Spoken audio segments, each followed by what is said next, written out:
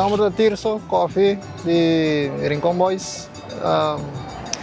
Nós estamos preparando para dia 25 de juli com o tremendo Festival de Brasil. Nós temos duas cantigas, duas peças crioulas para apresentar à noite. Babisa de a noite está com o lastro que nós apresentamos 2 anos passados.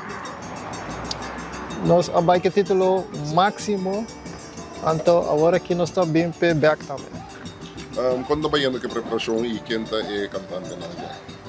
Yeah, cantante nanta Tyson Cruz, anto ko siya Rainy Lecter. Quando ba yan que preparação na banda? Preparação também bom, yeah, treino nanta kanando Zeta, amone, na Argentina.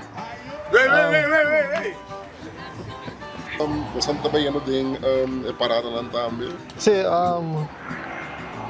naquela promessa say dia 25 nós está Tyson Cruz em para shirt, se você interessado em shirt, mande